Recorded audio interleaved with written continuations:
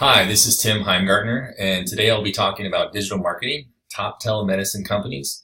This is part one of an oral presentation for Marketing 401. Let's get started by talking about the objectives of this. We're going to look at research identifying 4 different databases or websites that recommend the top 5 telemedicine companies. We're going to identify one long-standing company, and we're also going to identify one newly established or up-and-coming company. And we're going to be able to answer the following. How do the evaluating companies configure their ranking criteria from the top 5 and describe those criteria? And how does this compare to Fortune 100 configuration when they select their top 100 companies? And what criteria do they use?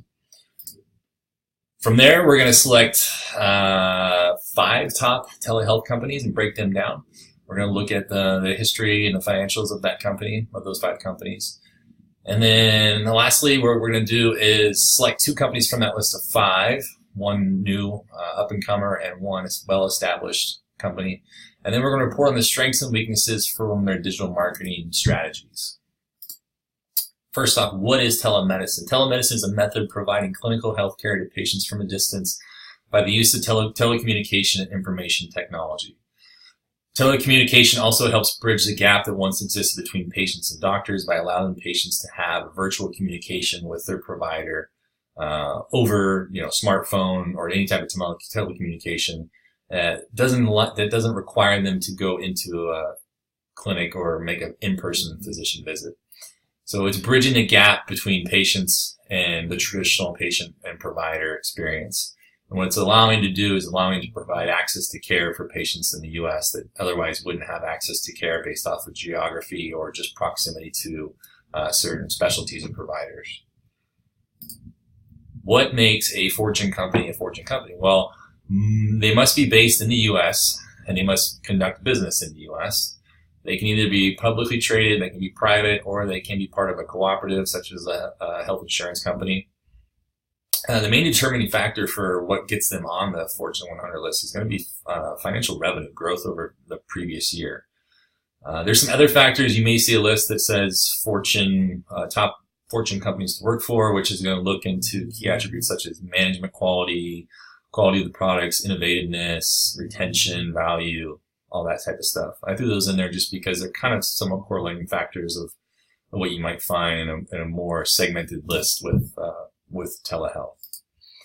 So the 4 companies that I found within telehealth are going to be Business.com, Case Harbor Tech, Moby Health News, and Healthline.com. They all pretty much fell along the same criteria except for Moby Health, which strictly looked at just application downloads from Google and from Samsung. With that being said, American Well finished at the top of the list. American Well is going to be one of the new up-and-coming companies that I selected of the 2.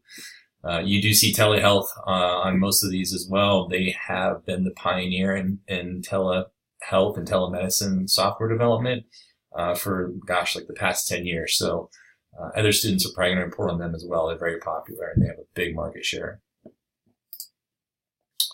So common themes for an evaluating organization versus a Fortune 100.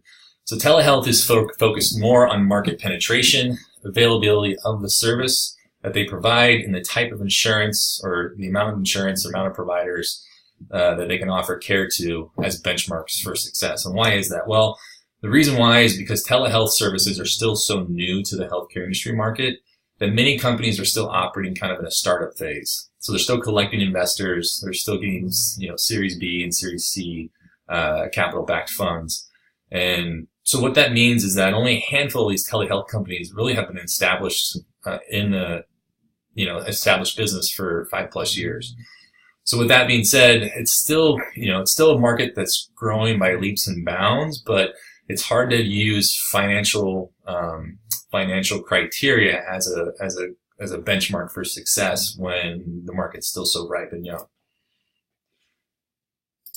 So with that being said, we looked at what would be the selection criteria for selecting top 5 telehealth companies. And I think it all boils down to five criteria.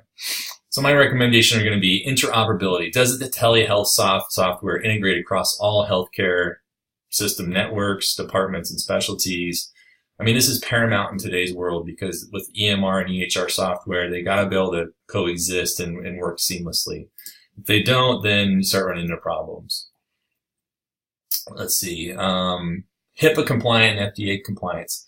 It's going to be one of the number one and number two issues that I think is going to be a criteria that we're going to have to look at just based off of can patients be certain that their information is going to be protected and not shared with other parties.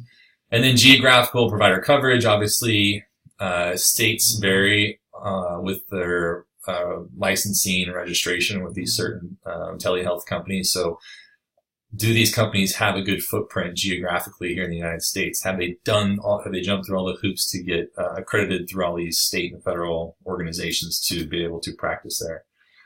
And then lastly, just a consumer rating. How do consumers feel about them? Or what's their app rating on Amazon or on Apple or Samsung? And then lastly, cost effectiveness. So is the telehealth service provided functioning at a reasonable price as advertised? Do the patients and consumers feel like they're getting the biggest bang for their buck for not having to go in to see an actual physician? And from that list, we found the top 5 as being 1, Teladoc, 2, Doctor on Demand, American Well, MD Live, and MeMD. And we made a quick table here just summarizing kind of the history of each company. Like I said, most of these companies are pretty new to market except for Teladoc. And most of them operate under, small revenue margins except for Teladoc and MD Live. That's that for you to look at. So from that list, we've selected a rising star and a market leader. The rising star is going to be American Well. They're reasonably priced at $59 per visit. That's probably cheaper than some people's copay or just, a primary care physician visit altogether. They take most insurance carriers and they work on both Apple and Samsung platforms. So the cool thing about the reason why I made American Well a rising star is that they're working through licensing agreements with healthcare networks where they're using their software. They're not branding their software for the network per se. The network's being able to use their software and brand it themselves. And so with that, they've been able to partner with like Cleveland Clinic and kind of work behind the scenes, but still obtain revenue through a licensing agreement. The market leader has been Teladoc for many years. They're the first to market in 2005 almost. And they've been doing pretty well. They've been a pioneer in the software technology for telehealth. They're publicly traded on the New York Stock Exchange, and they've made big acquisitions in the recent years. So that's why I selected them as one of the more established telehealth companies. Financial performance, Teladoc, like I said, publicly traded on the New York Stock Exchange, trades at $58 per share. Their total revenue in 2017 was $233 million.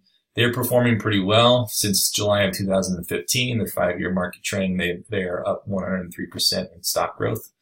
American Well, small volume. The interesting thing about them is that American Well has been active in the last year or two with buying out smaller subsidy companies and growing their margins that way.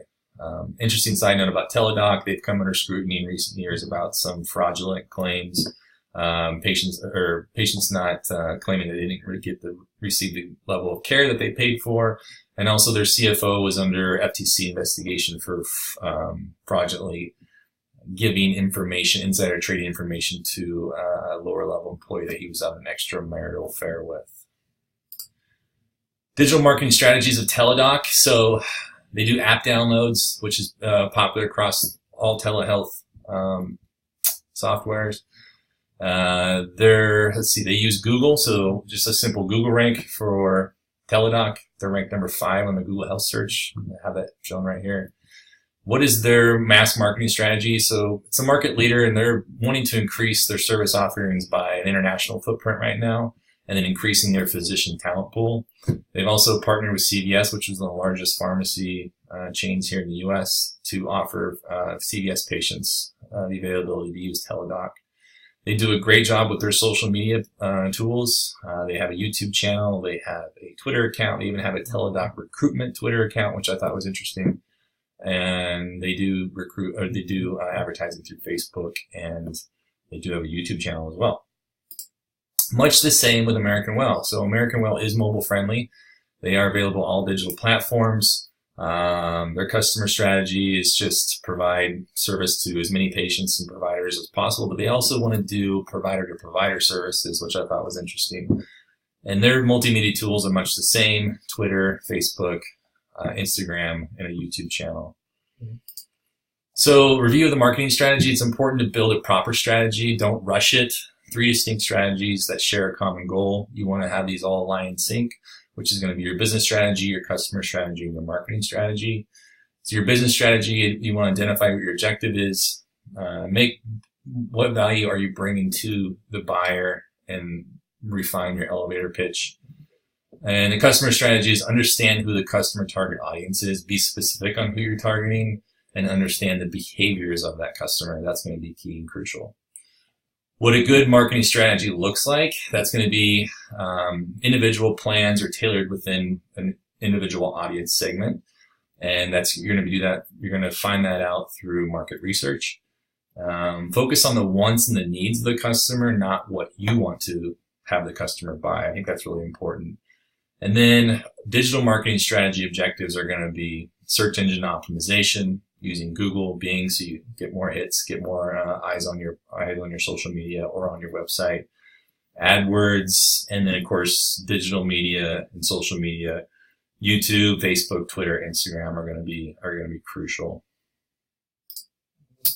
So strengths and weaknesses of digital marketing efforts. What I found when comparing the two, I guess, to what we learned from studies in the class, the strengths are going to be great. They do a great job of understanding their target audience, which is this kind of 20-year-old to 50-year-old population that is tech savvy with iPads, iPhones. They offer a low-cost alternative for insurance providers. So instead of having to have the patient go into a clinic, this is a lower payment alternative for many providers, which is why I think like 80% of all workforce or employers have some type of telehealth benefit structured into their plan. They're strong on their digital media presence, so that's good. They get a lot of footprint. If you look online, just a simple Google search on your phone, and next thing you know, you go to Facebook and Instagram and Twitter, and you're receiving ads and alerts. So all of them do a great job with that. They also do a good job of understanding future needs of telehealth. So all of them are kind of in the evolution of working towards adding peripherals and remote patient monitoring to their platform. Some of the weaknesses I found, they don't really have a marketing strategy on how to target the senior patient population. It seems like they've really kind of pigeonholed themselves with just going after the Gen Xers, the Gen Ys, and somewhat of the baby boomers, but they don't really have a way to reach those patients that, say, don't have smartphone or website access. So it is a crowded field. There's a lot of entries of telehealth software companies entering the field. And what I found is there's there's small product differentiations between them all. So it's kind of much the same, and there's a lot of consolidation and buying out from the bigger companies to the smaller companies. Not to mention how many companies that use their internal data. So there's a lot of internal data they collect, and I'm just curious as to, there's little reporting on how they implement or use this internal data they collect to improve either the marketing strategy or their product offerings. I'm sure there's a lot of great nuggets that they can extract from that, but little is mentioned on how they do it. Anyways, that is my oral presentation for this assignment, and I thank you very much. Have a great day.